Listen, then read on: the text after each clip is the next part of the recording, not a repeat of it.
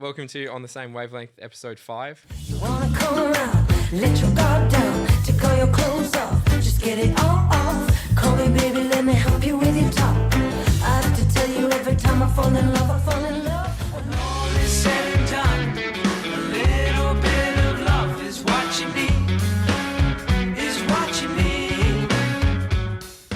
This week we're talking to Matt Gio, who's a producer and an engineer. Now he's working more as a teacher than anything. So yeah. Thanks for having me. Get into it. Yeah, thank you.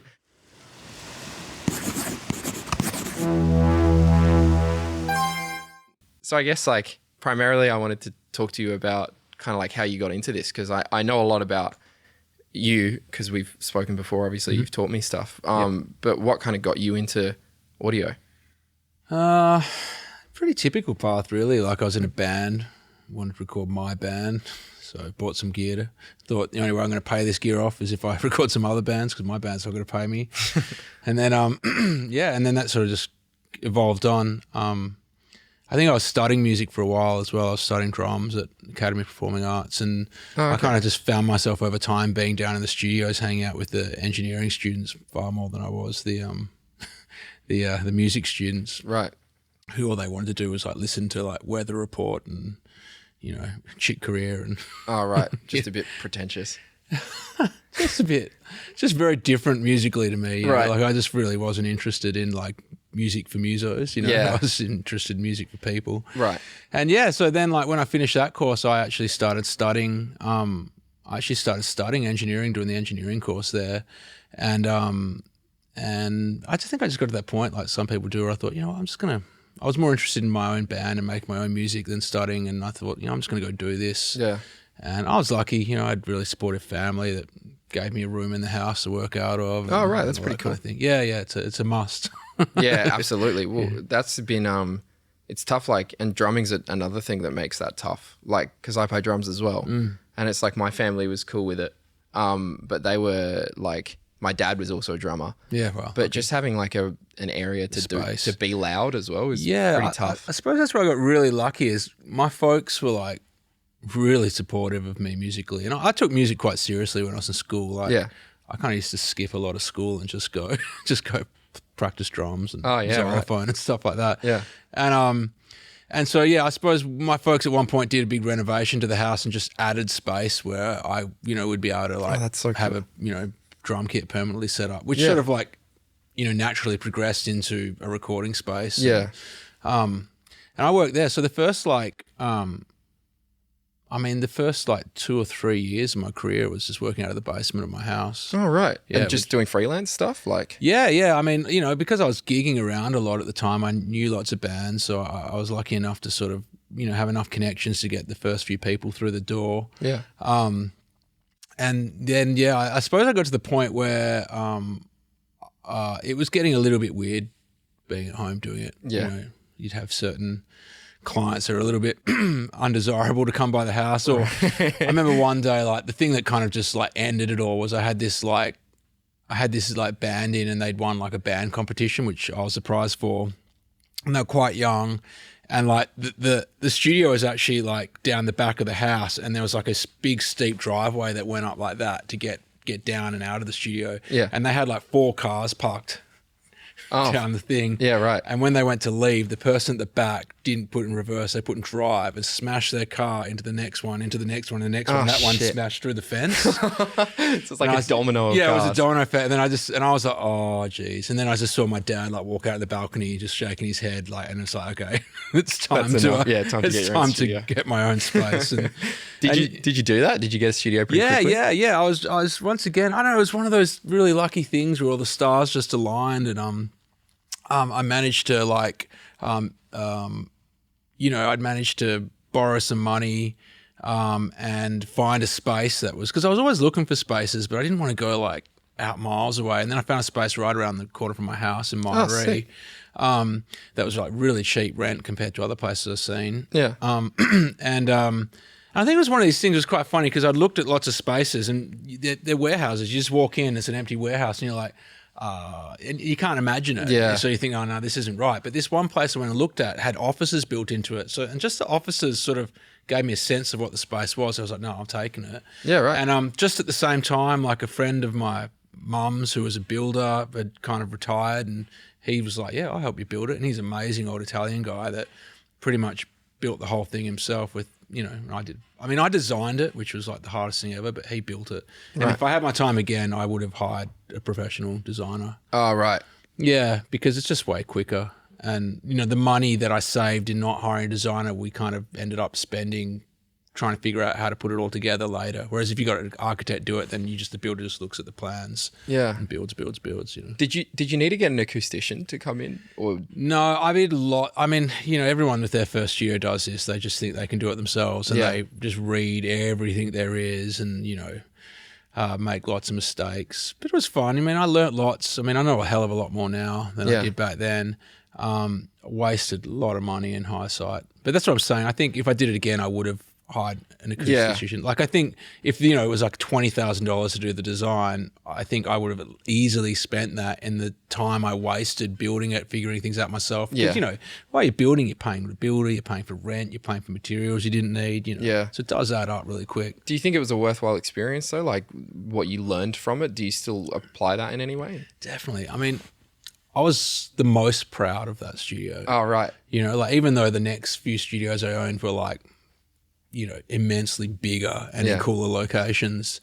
I remember like when I used to show people through that studio, I always used to be like really proud, like, I did this and we put this here because of this and this does this. And even though it was all nonsense now in hindsight, I was really proud of it. But it was your thing. Yeah, it was my thing. And I actually ended up selling it to a couple of guys that one of them used to work here as well. And they did some more renovations to it. It's still going. It's an awesome space. In fact, I mean, I probably earned the most money I ever did when I was at that space because the rent was so cheap. I mean, what was it called? It was called Underground Studios. In fact, I think it's still called Underground Studios. Oh, okay. Yeah, it's in my room. Yeah, cool. Yeah, it's cool. And then did you go to RADA from there? Is that? No. Yeah, it was really crazy. Like I was going through a bit of a rough patch. It was really, this is like in the middle of my career. So, I sort of started when I was about 18. No, I was 20. Yeah. And professionally, I got paid for my first job when I was 20. And then when I was about 25, I was going through a bit of a rough patch. I went on a holiday to Europe with my now wife and her sister. And that disrupted things because I went away for 2 months and was still paying rent and didn't have any work coming in.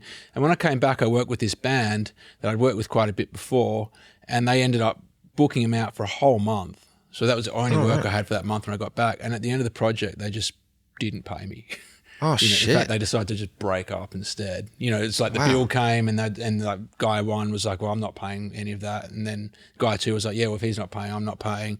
And guy three was like, well, if you guys aren't paying, I'm out. See you later. I felt bad because the one guy that was left was sort of like, he was an acquaintance of mine, and he sort of got stiffed with it, but he couldn't afford to pay me by himself. So, what do you do in that situation? Yeah, it was the only time I've really been stuffed because of it. Yeah. And because I've been away, I was, it all just amounted up. And I was like looking at having to call it all a day at that point. Really? Yeah, because, with rent and hadn't had income for 3 months essentially. Yeah. That's a long time. Were you thinking of like just changing careers? Well, I didn't know what I was going to do actually. So, yeah, well, I mean, I was studying psychology in the background, so I figured I'd just go focus on that more. But so what ended up happening, I got lucky. My now wife sort of bailed me out, lent me some money. She's sort of been saving since she was like 17. So, and I feel like that's a pretty consistent theme with a lot of people I talk about getting paid out by their by girlfriend. Their responsible girlfriends. Yeah, that happens to me as well. I'm like, my girlfriend works a lot and I'm like barely doing anything aside from uni. So well, it comes back around. I hope so. And so she. In this instance, she helped me out. But then the problem was as well, it wasn't just that. It was that because I hadn't worked for 3 months. Yeah. My work kind of dried up. I hadn't gigged for 3 months either. Right. So I was sort of like out of people's minds. It's really important to be in people's minds, I think, when you're doing this because, it's this weird thing. You put an ad in like, in the old days we had Express, you put an ad in Express and you'd never want to do any of the jobs that, like my thing, it's arrogant, but if you didn't know someone that knew me or knew how to contact me through a contact, I probably didn't want to work with you. Right. Not just because Perth's a small place, it's not, it's just, it's nice to have that sort of 2 degrees of separation. Yeah. That's it, just for a bit of quality control or whatever. Yeah, and there kind of usually is. I've found it's like I haven't really met anyone in the audio or music world that doesn't know someone that I know. Yeah, exactly. That's it. So if you like don't, and at that time I was doing a lot of stuff. So if you had no idea who I was and was calling me out on a whim, yeah, that was a bit of a red flag for problem sessions and stuff like that. And did you have many problem sessions aside from the car domino one? Well, yeah, no, I was always pretty lucky. I mean, I've had like major like personal collapses happen in the studio, not with me, but like between the bands. It's part of our job though, is managing people in that like high. I mean, it can be a high intensity situation making records, you know, because everybody's, got their opinions on how things should be, and you got to manage that. And it's subjective, so it's hard to be like one person's right and one's wrong. Oh yeah, there's no right and wrong. Yeah. It's just, but there is a getting the job done and letting everything fall apart. And like the other thing is, which I kind of learnt from that experience I was talking about before with the band breaking up, like there's definitely been jobs that have been done where you're kind of working, you're like, man, these guys owe me for like 3 weeks and they look like they're going to break up because they're like getting tense with each other. So and you got to kind of like reel them back in so that damage control. So that you at least get paid at the end of it. If they break up, you're the one that's going to lose out. And lucky, I never really had it happen again after that. Right. And that really hurt. And they were, one of the guys in particular was very, very sad that it happened.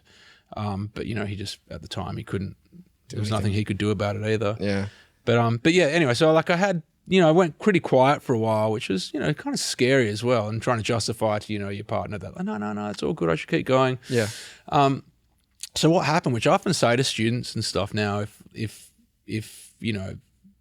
how do I get work and stuff, is I just started doing anything and everything and for free. Like there were bands that I knew and I just sort of jumped on board and helped them like writing their demos or like composing some strings or horns, and I wasn't getting paid, but I wasn't working anyway, so I might as well just be doing something proactive. Yeah. And it came back around, and it did. And then like within like a couple of months I was like fully booked again. And oh really?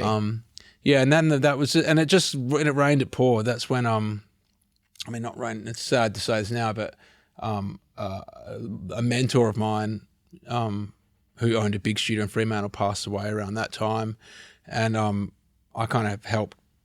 Imagine he was in the middle of a lot of jobs when he died, and so I kind of helped wrap all that up for him, and then ended up buying his studio with his best friend, and we ran that, and that was in Fremantle. That was called Studio Couch, and that was a big step up. That was like from 100 square meter studio to like a 250 square meter studio on the beach. It was my dream studio. Oh, that sounds awesome. It was, and in Freo would have been so cool. It was right in my house. It was the best. That was the best. And I worked hard there because we had to charge a lot to pay for it all. But man, I bet you had some interesting people coming through as well, like some.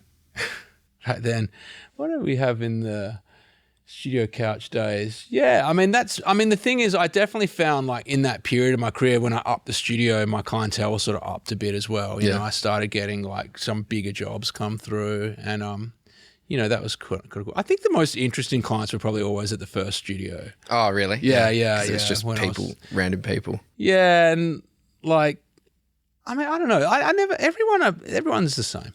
Yeah, okay. You know what I mean. Like everyone's the same. I don't really have like a. I don't really have. I mean, you have different ways you manage people, and you get pretty good at like sizing up pretty quickly, like the things you should and shouldn't say around someone. Okay.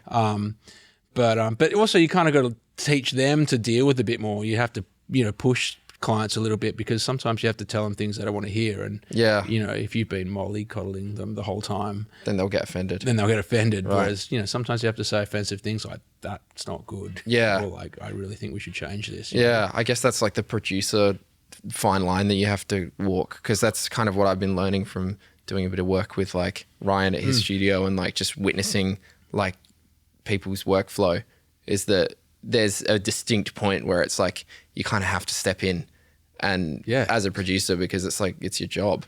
Yeah, and also it's always good to hide behind the budget too. Yeah, like how you guys said you wanted to get it done for this much. If we keep going down this path, that's not going to happen. Oh, so right. Let me, and even though that's probably not the reason you're doing it, you're just doing it because you want it to be the better way. Yeah.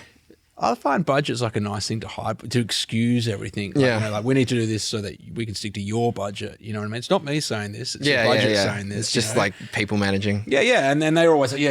You're right. That's a good point. Let's move forward. Yeah. Yeah. Let's do it. Let's get the job done. It's like blaming management when you work in it's like like any blaming other- management. It's exactly, but blaming budget. Yeah. That's exactly right. Yeah, right. That's pretty cool. And then, so I know when I started here, you were working with a guy named Dan. Yeah, Dan Carroll. Yeah, at Rada in the over around the corner here. Yeah. Yeah, just around the corner. Yeah. When did you guys start working together? Well, Dan was always he's like a monster guitarist. He's always been one of the best around town. He was in a band called Sneaky Weasel Gang, who weren't really playing in Perth a lot, but played like every regional city in Australia and very popular everywhere outside of major cities.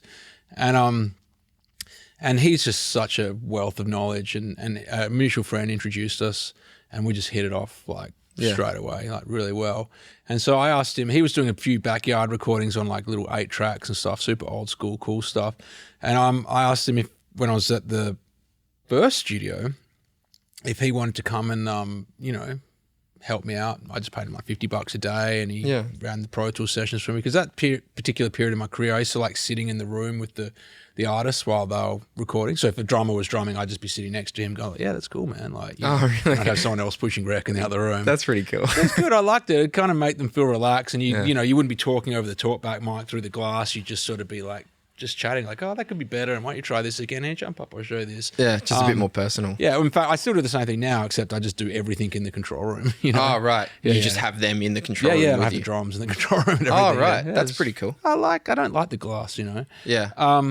Anyway, so he did that for a while, and then when I went to Couch, he started, you know, like I went away at one point and asked him if he could do a bunch of jobs for me, and he did just like the most bang-up job ever. Yeah. And then when that second studio essentially was like a corporate takeover, this, you know, rich guy bought the property and just tripled the rent, you know. Shit. And so we ended up, some people bought it off us in the end, the business, which was pretty cool. Yeah. And they ended up leaving a few months later because it was quite expensive. Yeah. It was such a beautiful studio. It was such a waste. Yeah, that sucks. And it was really, you know, a lot of big Perth artists had got their start there.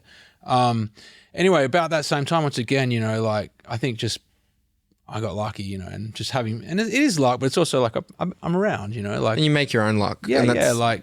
I mean, even you saying before, like with your mentor passing away, and that kind of being like a lucky break, it's like you were only in that position because you obviously proved yourself to him. So Yeah, well, I mean, we had a relationship, you know, Yeah. and I had a relationship with his friends, and yeah, it's all relationships, you know. yeah, And yeah, so the owner of the studio there called me and said, hey, the guys that were there have just left, and do you want the room? And it was a comparable price. So I was like, yeah, cool. And then Dan at the time was hilarious, was supposed to be getting this huge, amazing mixing console coming from the States.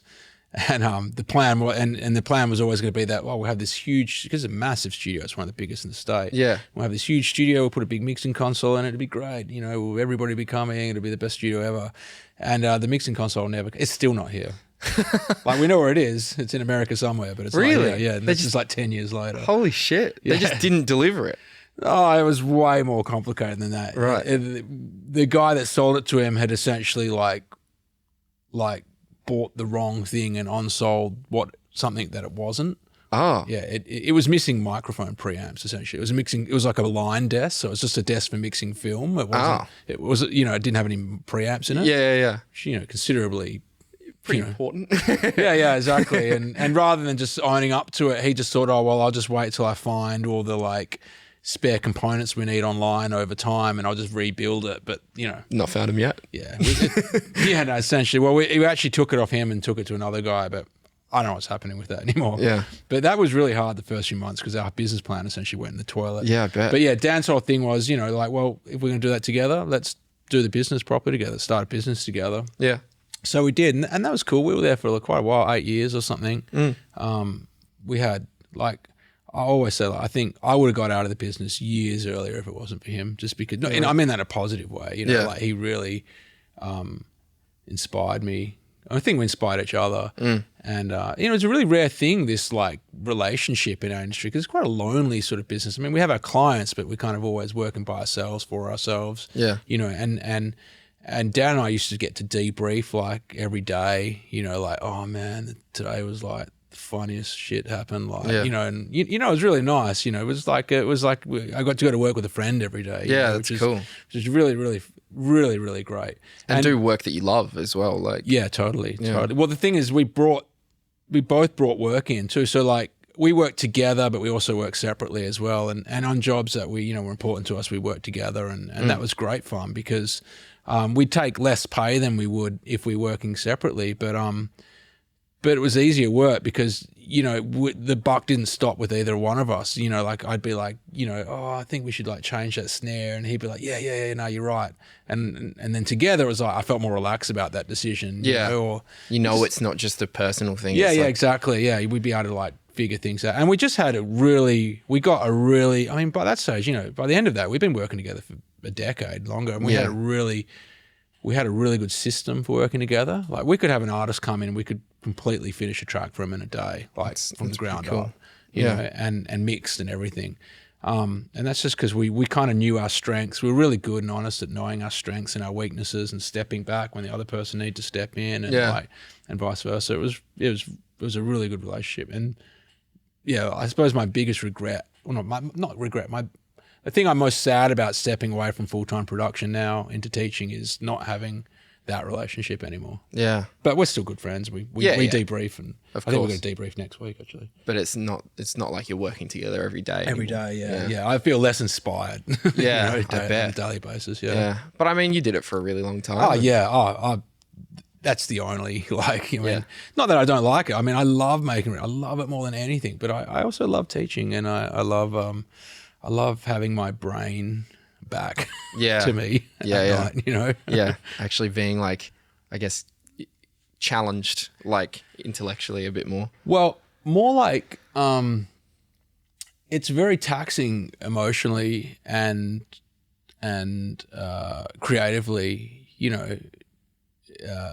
It just is very taxing, you know, like you get home and you can't get songs out of your head, or like you're like, oh, I've got another idea, I got to write it down. And then you got the business side of things on the side where you're like doing bookkeeping and invoicing, and you know, it's like, it's relentless. It's like relentless as a career path. Yeah. You know, because the business isn't big enough that you can have people that do things for you. You know, you kind of got to do it all yourself. You don't have like a team. Yeah. And then, so it's kind of nice just to be able to come home at night and go, the day's done.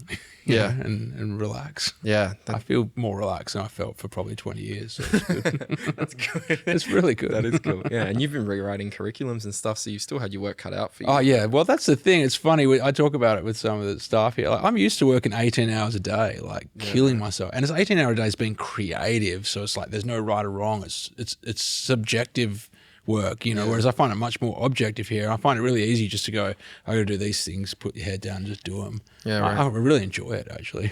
Is that what I've got to expect in the world now when I graduate? 18-hour days? I think I'd have breakdowns after a week. Well, depends. Yeah, maybe. All right. Well, I think let's talk more about that. Yeah. We'll just take a quick break now. So we'll talk about that in a sec. Yeah, cool. Was it still too bassy? Oh, that wasn't bait. I don't know, man. That's terrible. Really? Yeah. You don't like that? No, because like I like those. Record it and see what it sounds like. Yeah. You'll end up like I think just EQing the crap out of it. Like, have you ever heard an 808 clap? Yeah, I guess you're right. Does 808 sound like what do they sound like? Yeah, that's pretty. I don't know. I always think that's like a probably like clipping the crap like out a of cool. The mic. I'm sorry. Yeah. A cool, like a... No, it's terrible. Tough clap. All right. I guess I'm gonna you don't want a tough clap. It's supposed to like sit in above the tough snare drum, you know? So it's We're not mixing these claps. Oh, I know, but I'm just saying, you know. Yeah, no, I know. I should get my claps uniform for when I do find myself, there's so many like sessions where I'm like, oh, this is horrible. I'm going to have to go into the room and teach this person how to clap. You know, and they're gonna think, oh, I'm an asshole. Yeah. But you know, it's like you're shit at clapping. So either I teach them how to do it properly right then, or I just end up redoing it myself later in mix. Yeah, or using a sample. Or yeah, sampling. Most likely what I'd probably do. Yeah, yeah, that's pretty consistent.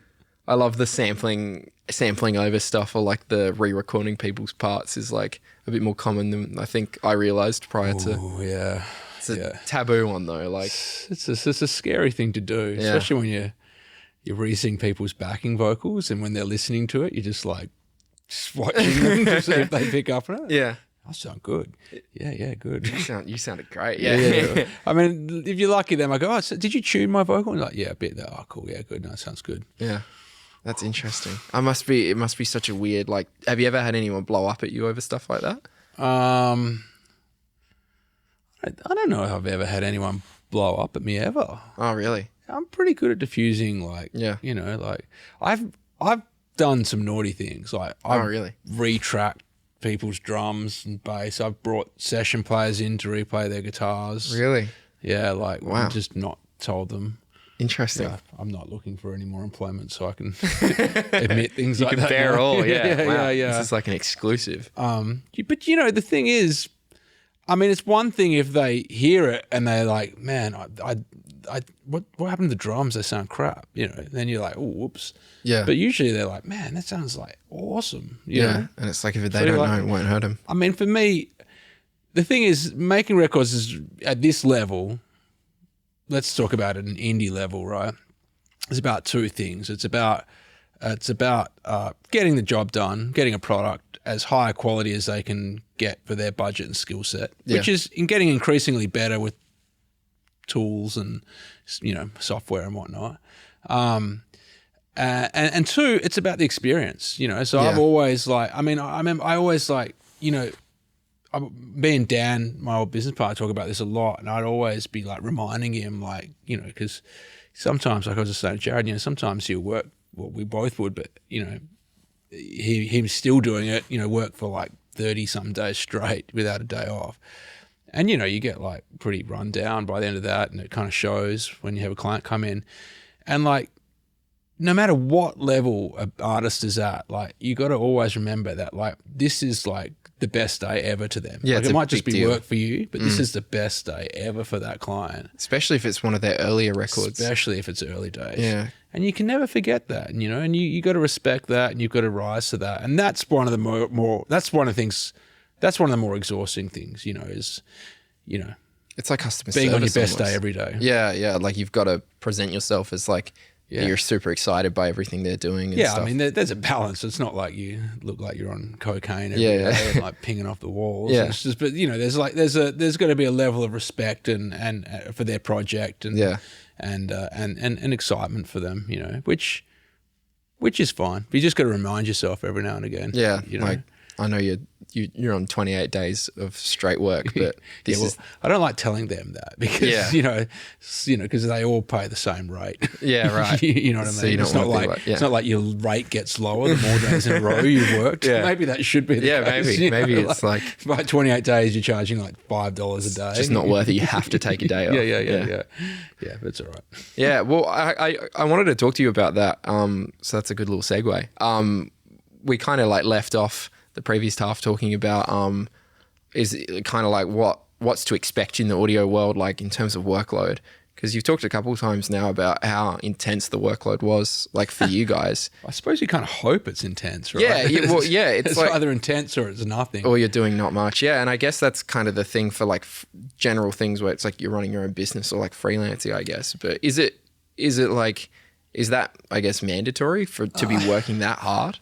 I don't know. Yeah, you know, me and my colleagues, and when I say colleagues, I mean like other, you know, well-respected producers around Perth talk about this a lot. Yeah. Because, you know, we're always just killing ourselves. Yeah. You know what I mean? Like everyone, you know, like, and it's a few things. Like, I think I was just saying to Jared, you know, behind the scenes before, like, I think a big one is you get stuck in this trap. I know me and Dan used to get stuck in this trap of like, it's going to dry up. I definitely got very conscious of that from my early days, you know, and when the work's there, you got to take it. And even if it means you're working days and nights in a row for 10 days, you got to do it because like what happens if you say no to the job and then next month you don't have any jobs? And you're like, damn, I said no to that job last month. I really should, that could have been filling this time.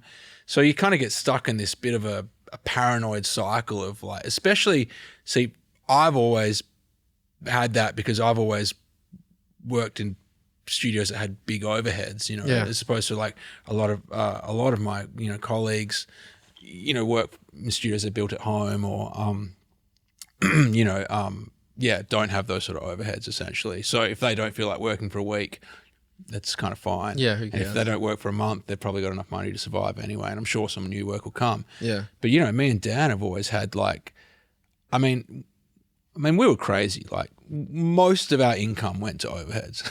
Really? Yeah, well, like, at least half of it. Wow. So you guys were just funneling it all back into what you were doing. Yeah. We literally just did it because I think we just did it because we loved it. Yeah. And then you get stuck in a cycle. Yeah. And like for a lot of people, I think COVID was a big sort of a pause. Yeah. It's like, oh man, there is life beyond work. Yeah. But anyway, back on it. So I think that was one thing that happens with us. But in general, like, think of it this way: like the reality is, if you're working with bands, let's just say bands or artists, right? Yeah. I mean, an EP will take a month. Yeah, that's true. Or can take a month. Yeah. With bookings and scheduling and all that kind of stuff. Mixing, mastering, and And all one the EP, production. that's just one job. Yeah, that's true. You know what I mean? So, and it's more likely once you get, the ball rolling that you might have 5 to 10 At one time. Yeah. Yeah. Okay. and you sort of start spacing them, and then things always blow out. And it's kind of hard. Like I know some of my colleagues like do clever things, like they book a record and then they book a week at the end of that record where they don't book anyone in just for blowover. Yeah. But see, like we could never do that because if it didn't blow over, that's a week without income And then you can't pay rent. and we can't pay rent. Yeah. So we're always, our clients, I mean, I think Dan and I probably have a terrible, terrible reputation Oh, really? for like being difficult to get in. Oh, with. okay. Because, often you do a project and, like it blows over like by a day. They just need to do vocals for one song and we can't mix it until that's done or whatever. And then it might take, we've had it happen where it's like, oh, we can't get you back in to do that one song for like 2 months. And Oh, they're like, shit. what? So they're like, that's fucked. I'm not going to come back. Well, yeah, I mean, they'll still come back because They have to. They've invested because too they much. have to, yeah. But also because I mean, the experience was good, but Yeah. but yeah, I know we feel terrible about it, and it's a funny thing. Like you always end up. We hate Dan and I used to hate this, absolutely hate ourselves for this. But you always end up prioritizing the biggest assholes, or not assholes. That's not fair because no one's an asshole. But you always end up prioritizing the most like pushy people. The ones that are more likely to get pissed off. If The they ones that don't. are calling every day and going, oh, we need this and we need that. And then it was always such a shame because it's always like the nicest, most humble, kind people that, oh, you guys, Take your I'm, time I'm, with I'm it. happy to be patient. Yeah. Like, don't worry about me. They want it just as bad as everybody else.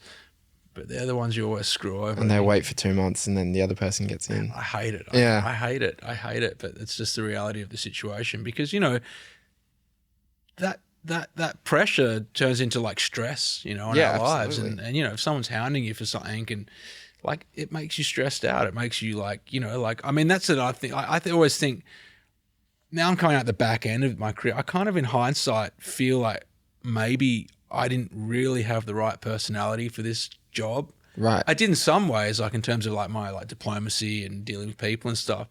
But in terms of like dealing with like the emotional side of it, of like the stress and the pressures and, that whole thing of, like I said before, like this is just a day in the job to you, but this is like the everything to your client. This is like, they've saved all their money for years and they're spending it on you. Like I used to really struggle with those sort of pressures. Because you took it a bit too personally. Like, Yeah, I you did. I thought couldn't it was help it to take it personally, Right. Like your responsibility to Yeah. make sure this is perfect. Yeah, And you were, you need a level of like sociopathicness.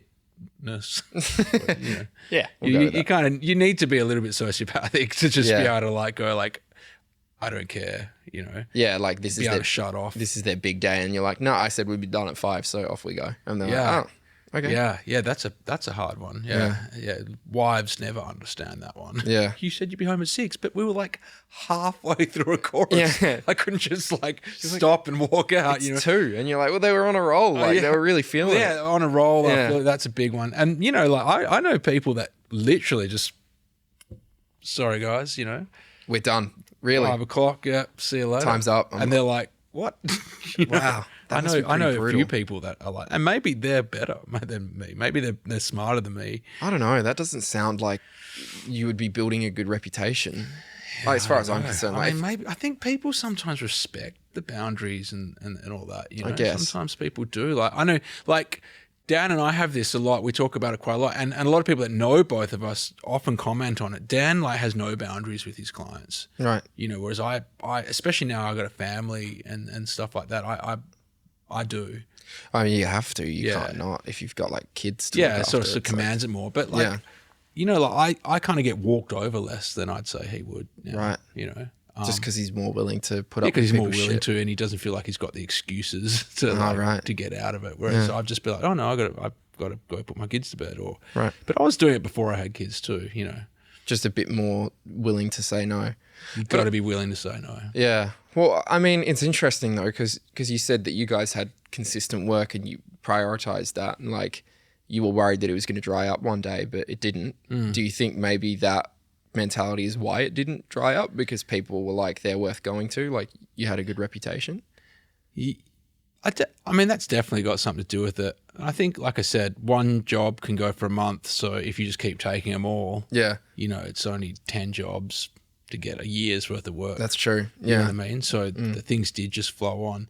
The trick is I think the real trick is, I've got a friend, I don't know if you know James Newhouse. He's really good at this. He books like really in advance. Okay. So like someone wants to work with him and he says, yeah, I'd love to work with you. I can get you in 3 months' time. Right. Okay. And they go, oh, really? He's like, well, that's when I'm free. Yeah. And they go, okay, that's cool. And it comes along quicker than you think. Yeah. Whereas me and Dan, we'd say, yeah, you can come in 3 months' time. And they'd be like, oh, really? And we're like, oh, okay, we'll I'll tell you what, if we do some nights and, like I cancel my holiday and Right. like, you know what I mean? We will literally do that sort of thing. So you just kept putting clients before yourselves. Selves all the time. Yeah. Right. And once again, I don't know, I think maybe that's a combination of like, stress about just making sure the business keeps ticking over, but also like self-esteem, like wanting to feel like valued by these people. And, you know what I mean? I guess it's like I understand that desire to please, I guess, as well, because It's a desire to please. Yeah, I've always been like that. Whenever someone is like obviously disappointed by something, I'm like, oh, fuck. Well, I'll try and do something else, and like even if it puts you out. So maybe I'm worried I might carry that same mentality, but like, it's the curse of like, being empathetic. Yeah. Like, it's a really good skill to have. In fact, one of the most important skills to have as a producer, because you got to read your clients, you got to read their needs and their wants and how to manage them, and how to get the job done and get them to get the job done. Yeah. How to be able to, critique them in a way that makes them feel comfortable, so you can get a good result from them, but not have them fall Flip out, into a heap. Yeah. But you got to sacrifice a lot. But then at the same time, that same thing is the thing that makes you like kill yourself and go above and beyond on everything, and like, feel extra pressure because I'm disappointing that person and I can sense it, I know it. Yeah, like they're some sad. people can just shut it off and go like, I'm disappointing that person. That's don't their care. problem. Yeah. Yeah. Whereas I've never been. I wish I could do that, but I wish I can't. could do that too. I'm like, I find it, and sometimes I'm like, why do I care about pleasing this person? Like, even it might be like, as you said, someone that might be being a bit pushy or something, and I'm like, I feel guilty, and I'm like, why do I feel guilty? Like, this person wouldn't do the same. That is exactly why I retired. That exact thing. I was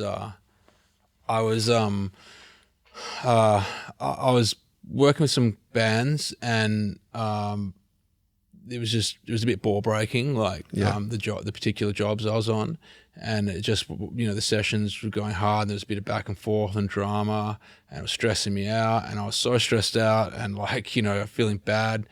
And my wife was just like, one day she's like, why do you even care? Like, do you even care? Like, like you said yourself, these, this band, they're not like, getting smashed on the radio or anything. They're just going to, probably their mums and dads will hear the song, or even, they might not even release it. Here you are, like, you can't even like, like put your bag down, give me a cuddle when you get home because you're just like in such a state. Yeah. What do you even care? Why do you even care? Do you even care? And I was like, I actually for a second just went like, I actually don't care. Like, why? And that's when I thought, I'm just gonna retire. Sounds like a healthy decision. I think. It was really like, I mean, and it's not a full retirement. Like, I still have some clients I'm working with, but like only the ones that like the beauty of this now is I've stepped away from partnership in the studio. I've still got my own personal studio on my space, which doesn't have overheads and all that. And I just get to completely dedicate myself to a few projects, which is what I've always wanted to do, but never been able to because I've had the overheads to pay. And ones that I want to do. And even if they're not like jobs that I like the music or whatever, it's just the people. It's all about the people. It's always the people before the music to me. Yeah, I'd always rather work with someone that I really like that plays bad music than someone that plays amazing music who I can't stand. Like, always. Yeah, right. And that's much happier. I bet it's like it's on your own terms now. Like finally. Yeah, totally. Finally. Like, and I think like my whole career I've been chasing that on my own terms thing. Like, oh, if I just finish this job, then that'll launch this, and then I'll be able to start like being a bit more selective. Yeah. But then you probably get to that point where you could be selective, and you don't be selective because of all the other stuff behind it. You know, it's kind of like you've built up. Your whole career has been built on this like quantity of work and consistently having things. It's like your workflow. Yeah. You can't just change your whole workflow out of nowhere. That's tough. It's tough to just, it's taken me a bit of adjustment to, moving towards full-time teaching. But it's definitely, it feels right. Yeah. And it doesn't have to be forever, you know. Yeah, exactly. You can go for back. Now it feels right. Yeah. Yeah. That's cool. Oh, it's good having you here as well. Cause like you've been a pretty great lecturer. Cause you've got a lot of experience and like, and that's what I remember when we started your unit. You were very like, you were like, I've done a lot, but we're going to do a lot in this unit as well. And it was like, we kind of punched through a lot of content and like got a lot of actual mixing done and stuff. And it's like, I haven't done much mixing since then. Like that was the most mixing I've ever done by far. Yeah, so, I think, I really enjoy teaching, and like I really get teaching. Like I get teaching more than I ever got producing. You think you're a bit more suited to it? Well, you know that stuff I was talking about, like being sort of empathetic and being able to sort of understand clients and their needs and stuff. I'm kind of better at that even with teaching. Like I feel like I can really see how people learn, you know what I mean? Especially in this stuff, which is like my field. Yeah. And I'm good at breaking it down into like these steps, and that'll get them to here. Yeah. You know, so I think that's one of the most important aspects of teaching as well. It's the thing that like separates a great teacher from like a good teacher. Well, yeah, and I think you got to be able to, I don't have a problem like talking, you know, like I don't talk over people's heads about it all. I can talk to a try one student and like dumb my talk down to try one. I can talk to a try two student, not dumb my talk down, but you know what I mean? Like simplify my idiots. Simplify the way I phrase things. Yeah. But I think it's because I mean, 20 years of my career, I still feel like I was 100% a student in the field. Like, I mean, I still, every time I mix a job, I mix it completely different. Dan gives me like such a hard time about it. He's like, because he's got like his process and that's what he does, you know. But I mean, approaches, every mix sounds different, but he's got his tools he uses stuff. I use like completely different tools every mix I do because I've just never found the thing that made me satisfied. Yeah, right. So that's why I think when I talk to students, I'm like, I know where you guys are coming from. I'm still trying to figure this out myself as well. It's like messing around with stuff, and that's kind of part of the fun of it as well. And I must admit, like I've solidified my understanding on so many concepts, that I've used my entire career, but I've solidified my understanding of them since I've been teaching. Yeah, even like compression. Yeah, like it's hard, but in having to figure out how to really explain to people what it is and how to use it. I have little light bulb moments in class where I'm like, oh, geez, that's a good way to say that. That just made sense to myself. I just like fumbled across the your answer I've been looking for. Yeah, well, your explanation of compression is the one that I use to tell people what compression is. So I think you were probably in the light bulb class for me. I was like, oh, that's what a compressor does. I remember you because when you said it, I was like, oh, okay, I get it now.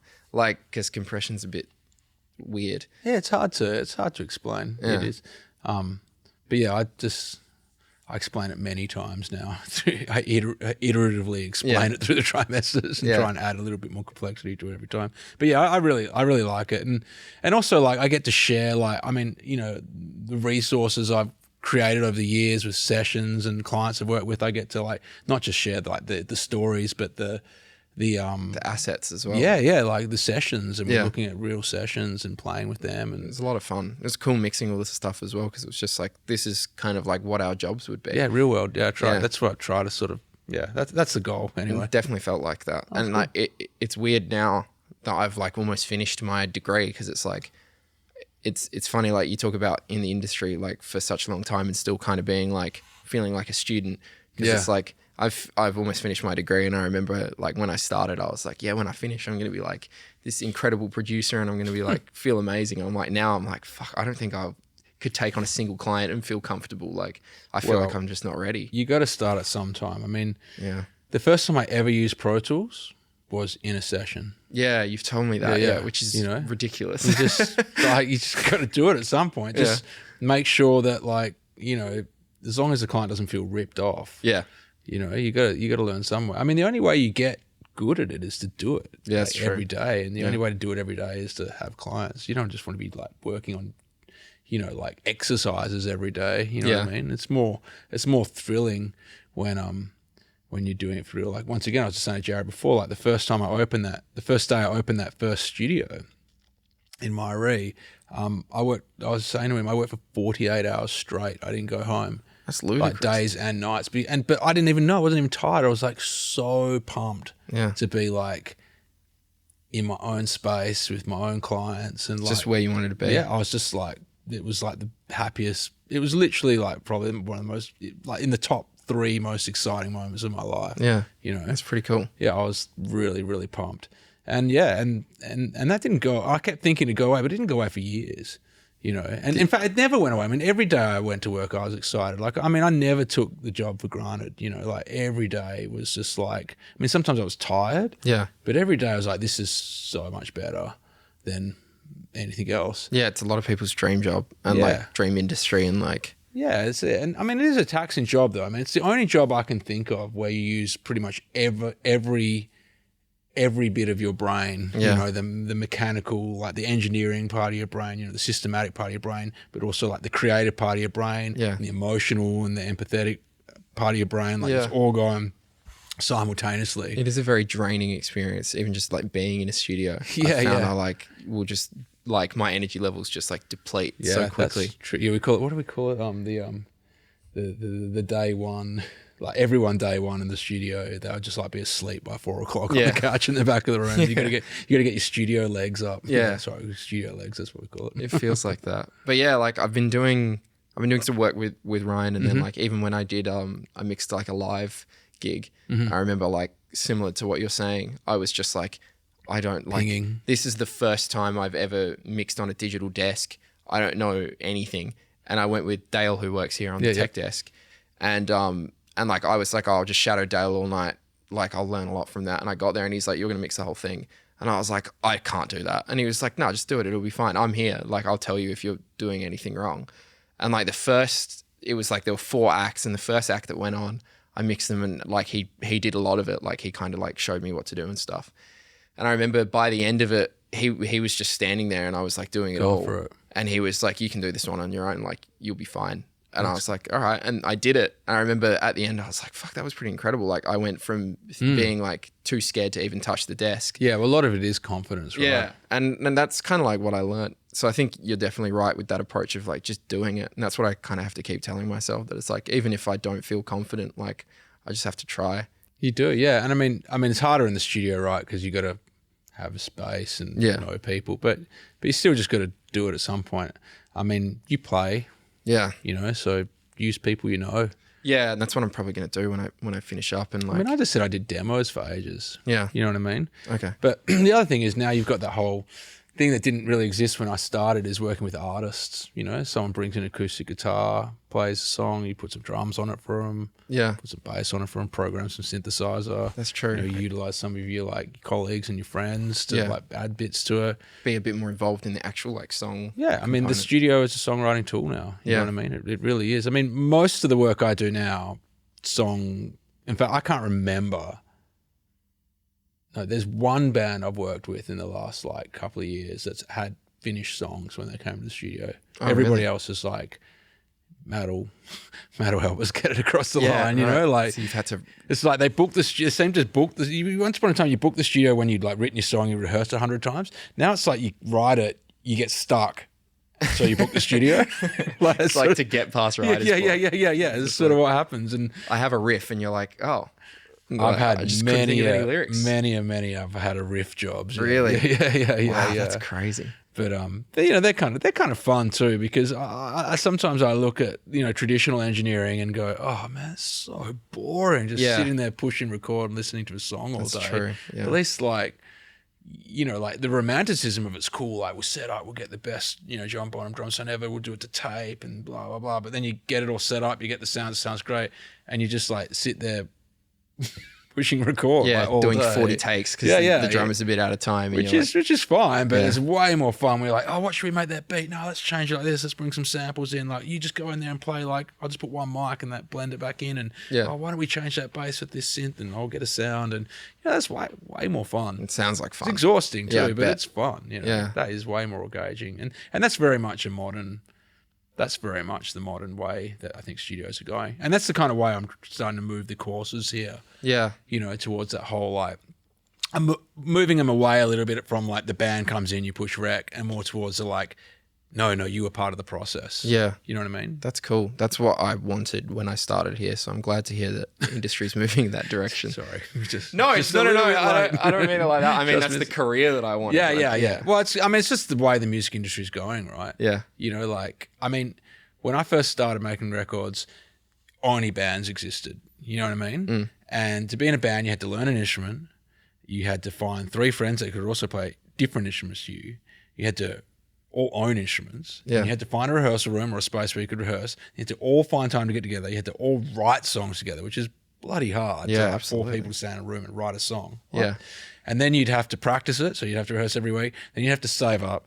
And then you'd have to go to the studio. You know what I mean? It was like this. But now it's just like you'd be 12 years old, you got an acoustic guitar, and bang, you go to the studio and you get a product. And you just kind of have a bit of a jam with the guy that works there. Yeah, that's it. That's it. I mean, isn't that pretty much what Tones and I was? I think so, yeah. Yeah, so, like, that's cool. I like that. Yeah, that is cool. Fun. But, we need to be prepared for that. Right? Yeah. I guess that's what I'm going to expect when I get out there. Yeah. Do it. All right, well, I think that's probably about us for time. Cool. But it was lovely talking to you. That was very insightful. Lovely being here. Yeah. Lovely might have been a weird word, but a weird word. I said it. I mean, I enjoyed being here and chatting to you. Yeah. Trying to, about the past. Maybe go home and have a cry. Oh, really? No. I'm like I said, I'm very happy with my path. Yeah. And I'm very grateful for everything that's happened along the way, and grateful where it's ended up. Yeah. Well, not over yet. It's not over. Yeah, that's what I was going to say. Well, it's like there's more to come. Yeah, and I think video games is next. You reckon? Yeah. Like making them or making music for them? Both. Oh, right. Yeah, I don't know why I didn't do it like years ago. Like that's like my thing. Like it's just like I just can't believe. I mean, it wasn't really a big thing until recently. But I just like when I just see even what some of you guys are doing, students and stuff. Yeah. I'm just like, this is awesome. Why aren't I doing this?